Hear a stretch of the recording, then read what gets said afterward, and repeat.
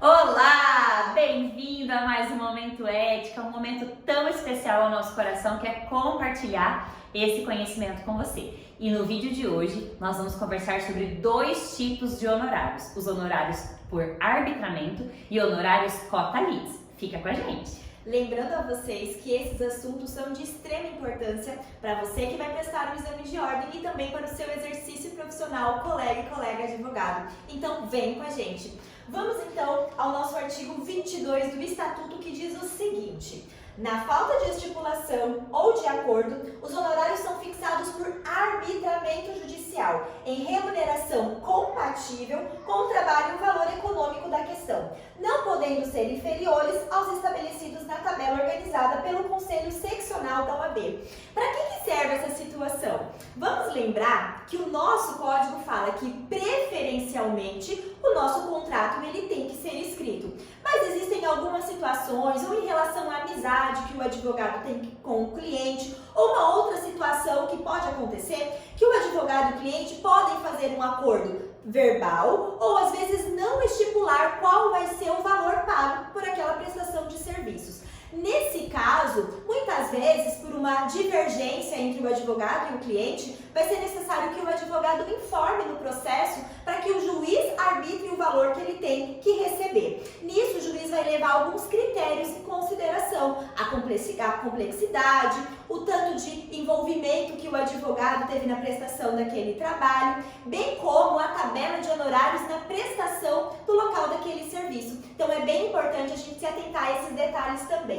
E lá no artigo 23 ainda diz: os honorários incluídos na condenação por arbitramento ou sucumbência pertencem ao advogado, tendo este direito autônomo para executar a sentença nesta parte, podendo requerer que o precatório, quando necessário, seja expedido em seu favor. Lembrando vocês que os honorários advocatícios, ele é considerado verba alimentar. Então, nesse caso de arbitramento, é possível que aquela parte destacada da sentença que faz menção, que o advogado possa também executar nos próprios autos. E lembrando a vocês que, se por acaso vocês têm dúvida, querem receber um super contrato de honorários, no vídeo anterior nós deixamos para vocês essa novidade. Nós fizemos um compilado com várias informações e cláusulas especiais, e é só vocês deixarem aqui o seu e-mail, encaminharem pra gente, que gratuitamente vocês vão receber o nosso modelo de contrato de honorários.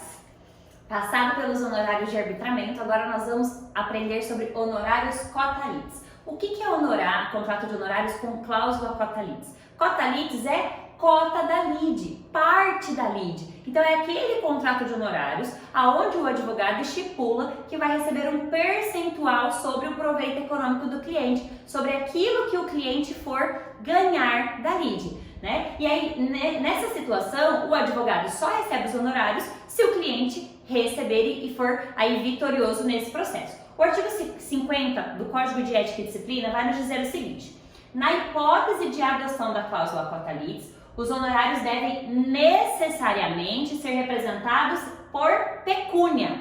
Acrescidos dos honorários de sucumbência não podem ser superiores às vantagens advindas a favor do cliente. Veja, tem duas coisas importantes nesse artigo 50. Primeiro, ele nos diz que, apesar dessa cláusula ser chamada cota litis, eu não vou ficar em condomínio com o meu cliente sobre os bens, por exemplo, que ele adquirir com a solução da demanda. Não é isso. Apesar de ser cláusula cota litis, eu vou estipular em pecúnia, em porcentagem sobre o proveito econômico, que o meu cliente vai me pagar em dinheiro, certo? Na forma discriminada no meu contrato. E a segunda coisa importante desse artigo é dizer que, quando eu tiver esse honorário cota litis, se eu for somar o valor desse honorário com os honorários de sucumbência, aqueles que o juiz fixa na sentença, obrigatoriamente têm que ser fixados em favor do advogado vencedor da demanda, pagos pelo cliente que perdeu aquela demanda, eu somando o valor do cota litis mais o valor da sucumbência, eu não posso ganhar mais que o meu cliente. Então, é bem importante isso daqui. Por quê, queridos? Porque tem muito advogado que às vezes esquece dos honorários de sucumbência e fixa um valor alto, demasiadamente alto no contrato de honorários e acaba tendo mais proveito econômico do que o próprio cliente. E isso já tem várias decisões do Tribunal de Ética e Disciplina de todo o país, de todas as seccionais, que isso é não pode ser feito, isso é antiético e, inclusive, isso estipula um enriquecimento ilícito desse advogado. Então, nós precisamos deixar claro que tem que haver um equilíbrio dos ganhos. O advogado nunca pode ganhar mais que o seu cliente, porque a lead é do cliente. Nós fazemos o meio e nós não podemos ter maior proveito que os nossos clientes. O parágrafo 1º desse artigo vai deixar bem claro uma hipótese completamente excepcional.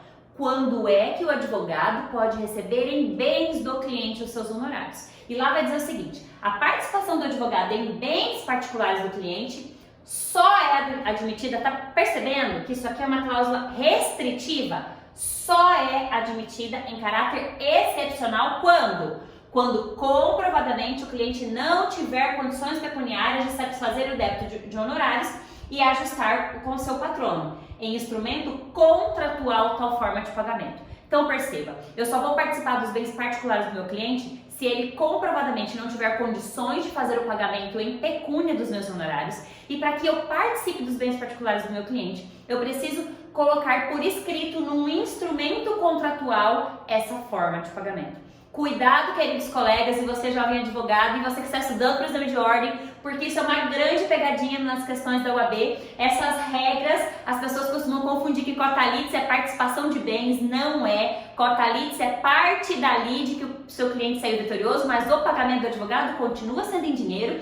Para que seja a participação em bens, eu preciso obrigatoriamente esses dois requisitos: comprovar que ele não tem condições de pagar em pecúnia e deixar estabelecido no instrumento contratual a forma que ele vai me pagar. E aí, lá o parágrafo 2º desse mesmo artigo vai dizer que quando o objeto de serviço jurídico versar sobre prestações vencidas e vincendas, os honorários podem incidir de umas ou de outras, atendidos os requisitos de moderação e razoabilidade. Então, o que significa isso daqui?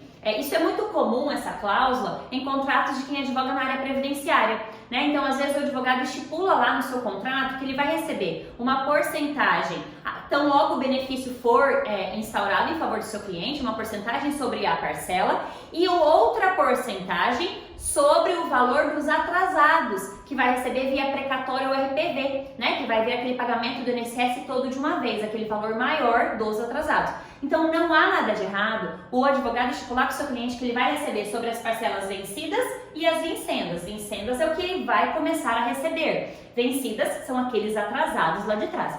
Não há problema, desde que você não ganhe mais que o seu cliente e desde que você atenda aos requisitos de moderação e razoabilidade. Então, gente, cabe o bom senso aqui, saber que a nossa atividade é de meio e que nós estamos para ser parceiros e colaborar com nossos clientes e não lesá-los. Ok, gente? Por hoje é isso. Não se esqueça que toda quinta-feira nós temos um encontro marcado aqui no nosso canal. Advogados do Futuro, vem com a gente!